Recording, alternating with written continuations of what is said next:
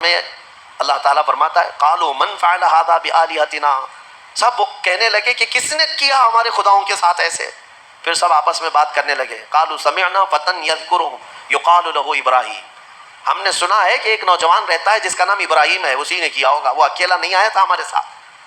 تو لوگوں نے کہا بلاؤ اس کو. بادشاہ وقت کے سامنے بلایا گیا اور پوچھا گیا اانت فعلت هذا بآلهتنا یا ابراہیم، اے ابراہیم ہمارے خداؤں کے ساتھ تو نے ایسا کیا ہے؟ یہ سب ایسی درگت ان کی تو نے بنائی، سب ٹکڑے ٹکڑے نیچے گرے ہوئے ہیں. قال بل فعله كبيرهم، ابراہیم علیہ السلام نے کہا نہیں، ان کے بڑے نے کیا ہے، ان کے ساتھ ان کے بڑے نے کیا ہے. بڑا بہت موجود تھا نا، بڑا جس کی کلہاڑی گلے میں لٹک رہی تھی. تو لوگ حیرت میں رہ گئے کہ ایک بڑے نے چھوٹوں کو سب کو کیسے مار دیا. ابراہیم علیہ السلام نے ذو معنی بات کی تھی، یعنی جس کو دو معنی والی بات کہا جاتا ہے. وہ تو جاہل سمجھ رہے تھے کہ ابراہیم نے کہا ہمارے بڑے خدا نے سب ایسا کیا، جبکہ ابراہیم علیہ السلام کی نیت یہ تھی کہ ان کا بڑا تو میں ہی ہوں، ان کا بڑا میں ہی ہوں، ان کے بڑے نے کیا ہے. آپ سچ ہی بول رہے تھے. لوگوں نے کہا ان کا بڑا ایسا کیسے کر سکتا ہے، ایسے کیسے کر سکتا ہے. تو آپ نے کہا باقی تو سب مرے ہیں، ایک تو کھڑا ہے، اس سے پوچھو کس نے کیا. ایک تو ابھی باقی ہے نا، اسی سے پوچھو باقی سب کے ساتھ ایسے کس نے کیا.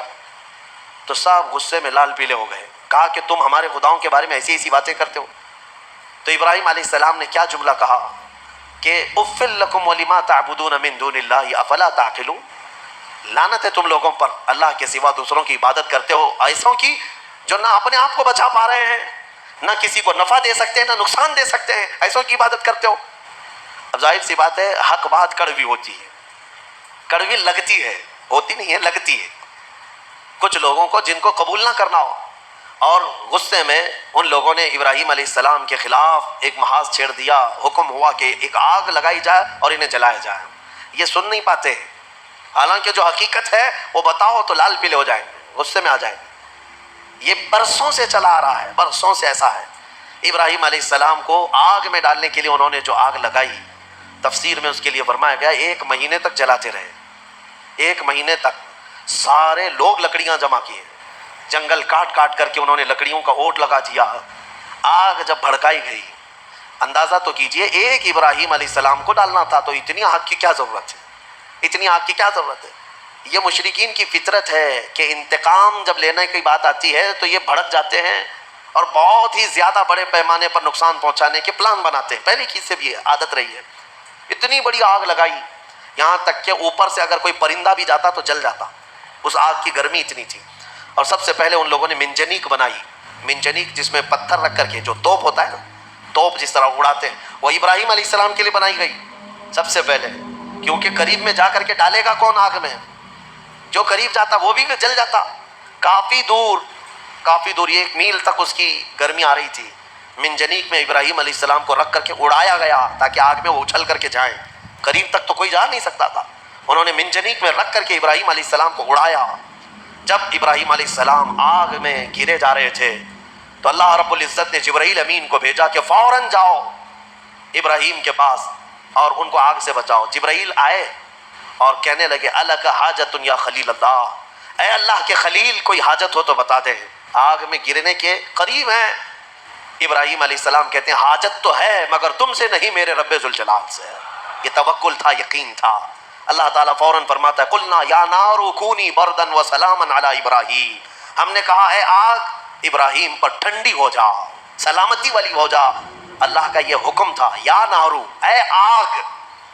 اس وقت حضرت ابراہیم علیہ السلام کے لیے جو جلائی گئی تھی آگ، وہ دکھ تو رہی تھی آگ، لیکن اندر سے ایسی ٹھنڈی تھی جیسے کسی باغیچے کی ٹھنڈی ہوا. ابراہیم علیہ السلام اس میں کئی دنوں تک رہے اور آپ کے جسم تو دور کی بات، آپ کے کپڑے کا رواں تک نہیں جلا.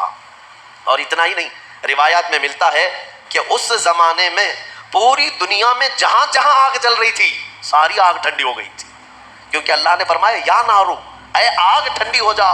تو ہر آگ نے یہ محسوس کیا کہ یہ حکم میرے لیے تو نہیں ہے. دنیا میں جہاں جہاں آگ جل رہی تھی سب ٹھنڈی ہو گئی. ابراہیم علیہ السلام کے لیے ٹھنڈی کی گئی تھی ایک آگ، لیکن دنیا کی ہر آگ ٹھنڈی ہوئی ہے. اسی لیے ہمارا یہ عقیدہ ہے کہ اللہ تبارک و تعالیٰ جب اپنے محبوب بندوں کی محبت میں رحمتیں اتارتا ہے یا ان کے آس پاس سے عذاب اٹھاتا ہے تو جو قریب میں ہوتا ہے سب کو بھی وہ برکت میسر آ جاتی ہے، وہ برکت مل جاتی ہے. ابراہیم علیہ السلام کئی دنوں تک وہاں رہے اور اس کے بعد آگ بجھائی گئی، اور جب آگ کو ٹھنڈا کیا گیا تو ابراہیم علیہ السلام اپنے کپڑے جھاڑتے ہوئے کئی دنوں کے بعد آگ سے باہر آ رہے ہیں۔ میرے عزیزو، وہاں کیسے رہے آپ؟ یہاں تک کہ روایات بتاتی ہیں کہ ابراہیم علیہ السلام کو اس آگ کے اندر پھل بھی ملتے تھے، غذا بھی ملتی تھی، پانی بھی ملتا تھا، ساری نعمتیں ملتی تھی، اور کھاتے بھی رہتے تھے، پیتے بھی رہتے تھے۔ یعنی ابراہیم علیہ السلام کے لیے اللہ تعالیٰ نے وہ مکمل ایک بہترین آرام دہ باغیچہ بنایا۔ یہ مولا کی شان ہے، وہ جب آگ کو چاہے ٹھنڈا فرمائے اور کبھی ٹھنڈے کو چاہے تو وہ آگ بھی بناتے، اس کی قدرت کے فیصلے۔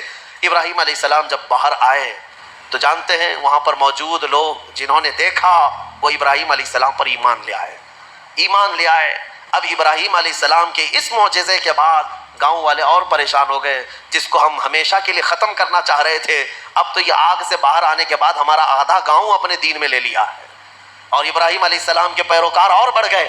پھر وہاں سے ہجرت کر کے آپ کو بابل، یہ شہر عراق کا ہے، بابل، آج بھی وہ عراق کا شہر موجود ہے، بابل، انگلش میں اس کو بیبیلون کہتے ہیں، دنیا کی سب سے پرانی آبادی جہاں ہے۔ یہاں سے ہجرت کر کے پھر ابراہیم علیہ السلام فلسطین آئے جو مصر کا حصہ تھا۔ عزیزان گرامی، اس میں دو باتیں یہاں پر نقل کی جاتی ہیں۔ ایک بات تو یہ ہے کہ سارے لوگ جو وہاں پر ابراہیم علیہ السلام کو آگ لگانے میں مصروف تھے وہ کیا ہوئے؟ آگ جب بجھی ایک ہی دن کے اندر اللہ نے اس قوم پر ایسا عذاب نازل کیا کہ ان کے جسم زندگی میں ہی سڑ گئے، ایسے کہ ان کی انگلی لگاؤ تو گوشت نکل جائے، گلن ہو گئی، سڑن ہو گئی۔ ایک شام تک پوری آبادی سڑ گئی اور گل گئی، سب کے سب ہلاک و برباد ہوئے۔ جنہوں نے اللہ کے نبی کو آگ میں ڈالا تھا ان کا برا انجام، وہ عذاب میں گرفتار ہوئے۔ ہاں، ایک بات یہ بھی میں بتا دوں کہ جن لوگوں نے ابراہیم علیہ السلام کی حمایت کی تھی، اللہ نے ان کو اپنی محبت سے بھی نوازا اور عنایتوں سے بھی نوازا۔